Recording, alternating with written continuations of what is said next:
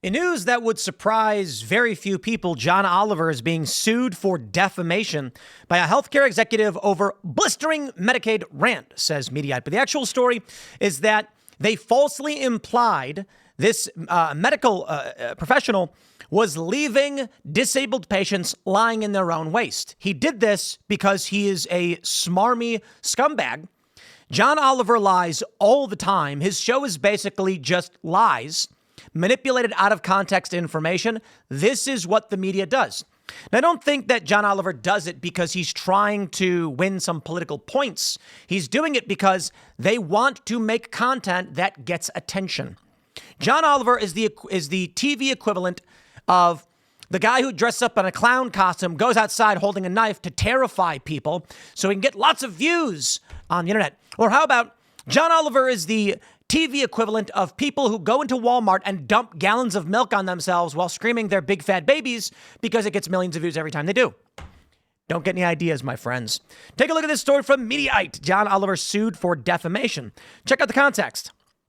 Comedian John Oliver has been sued by a health insurance executive who claims the Last Week Tonight host twisted his words and tanked his reputation. Okay, so it's a health insurance executive, not a medical person. Oh, no, he is. I was completely wrong. It's a Dr. Brian Morley. I thought I was right.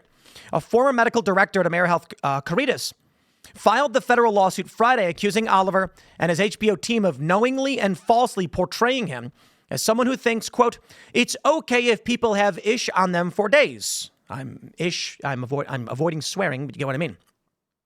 That's how Oliver reportedly characterized Morley's 2017 testimony on in-home nursing care for disabled Medicaid recipients. But the doctor says the comedian wildly misrepresented what he actually said. F that doctor with a rusty canoe, Oliver declared in the episode, which aired in April 2024. I hope he gets tetanus of the balls. Now Morley says that one-liner came at the cost of his reputation and personal well-being. The lawsuit insists Morley never endorsed leaving anyone, especially immobile or diapered patients, in their own waste, and that Oliver conflated two entirely different cases in his brutal takedown. Morley claims his actual testimony referred to average individuals who may not wipe perfectly but are still mobile. He was explaining the nuances of care, not advocating neglect. His lawyers argued in a filing seen exclusively by The Independent. During the segment, Oliver condemned what he described as a nearly 900% increase in care denials. But Morley's legal team says the show's producers ignored the real context to manufacture a viral moment. This is the illness that is affecting our country. People who get their political worldview from a guy who's intentionally lying to you to gain traffic and boost his ratings. That's it. Man, I wish I was as evil as these people sometimes because I'd get way more YouTube views. But in all seriousness, I don't rightly care about having a show like John Oliver's because I could if I wanted to. I'm much more concerned about stopping scumbags like him who fabricate fake information, manipulate context to make money. He is the epitome of evil. And I mean it. Look, I understand. You may say, Tim, there are people out there who harm children. No, I get it. There's certainly much worse evil. What I'm saying is, in terms of the wanton destruction of the fabric of society for personal gain, to watch the world around you burn so you can make money like this scumbag does. Man, that is evil. That is so evil. Morley is demanding a full retraction, removal of the episode from all platforms, and damages to be decided by a jury. And they do have the clip in question, but this is John Oliver's MO. It's what he does in every single episode without exception. He is twisting and manipulating context and then making these jokes. It is formulaic. This is, I got to be honest, I blame Jon Stewart. I really, really do. There's a lot I respect Jon Stewart for it. I got to be honest. He is critical of the weird woke stuff. He does tend to be a little bit moderate on a lot of issues, and he's fought very hard for 9/11 first responders, and I respect that tremendously.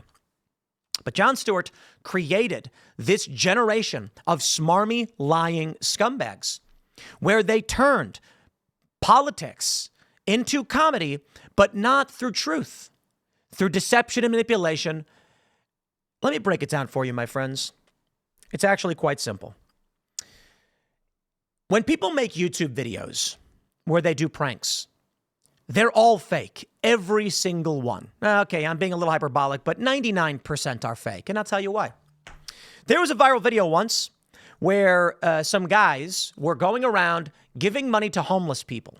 And they said, we know that these homeless people are going to just buy booze. So we're going to do an experiment, a social experiment. So these guys go to a homeless guy and they say, hey, we're going to give you $100. He says, I'm hungry. Like, we'll give you $100 to buy food. And he's like, oh, thank you, man. And they give him the money. And then they say, okay, bye. And they go and secretly hide and film him. The man gets up and they follow him as he starts walking. And they're like, where's he going? Where's he going? And then sure enough, a liquor store. No way. And they're like, oh, we knew it, man. A liquor store? And he walks inside. So disappointing. And he walks out with a bunch of bags, and they're like, whoa, what's he doing? He's got a bunch of bags. What's going on?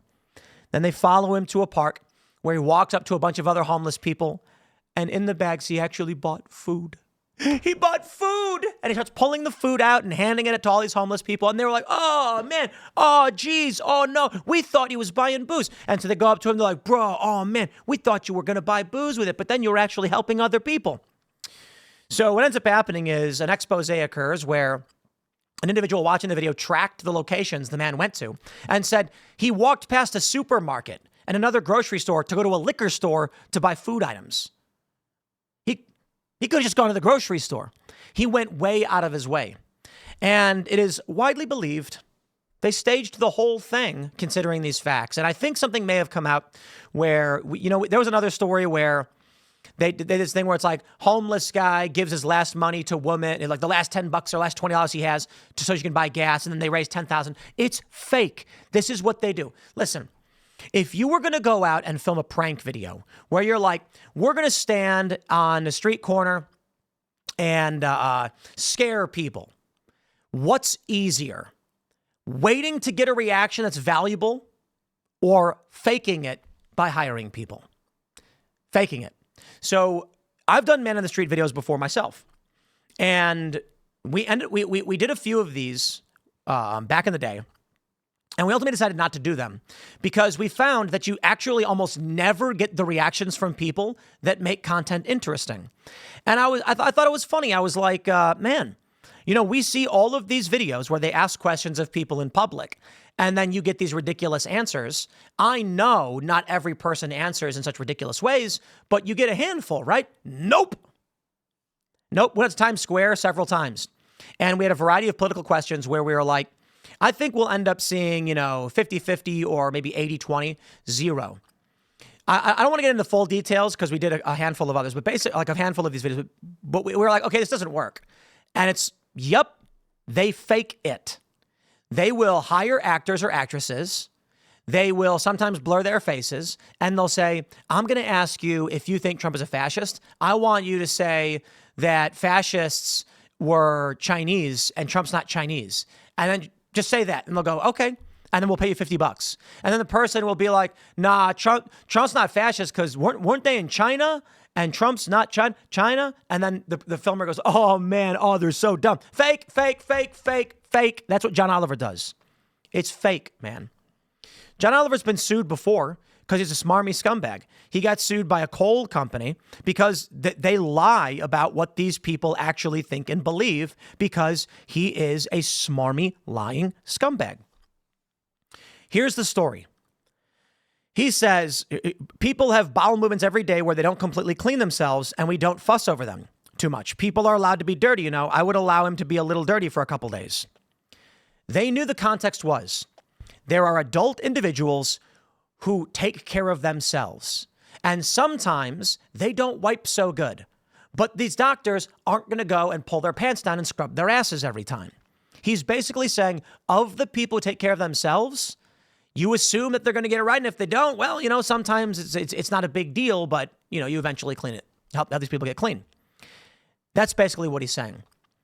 Or at least the claim is. But I'll tell you this. I wouldn't be surprised if John Oliver completely made that quote up from scratch, just from the ground up. He didn't. I'm not saying that he did. I'm saying if it were to come out that John Oliver was fabricating quotes, I wouldn't be surprised. There's a story that I often tell where I did an interview with a guy from, I think it was New York Magazine. And I told him this big, long story over 45 minutes. There were multiple days over this story. One of them was this day, we went and did these things and had this. And then the next day we did this. And the next day we did this. He took a quote from the end of a story about something totally different and combined it with a quote from an earlier part of the story to fabricate a chain of events that never occurred and then blamed me for being wrong when he got called out. This is what these scumbags in media do because they want salacious headlines. You know, look, guys, why do we have laws, right? Why do we have laws? Why do we say if you rob a liquor store, you go to jail? You know, a lot of conservatives say punishment, retribution, rehabilitation isn't the answer. You got to punish them for their moral wrong. Carl Benjamin was arguing that. Okay, fine point. I'm not arguing against them.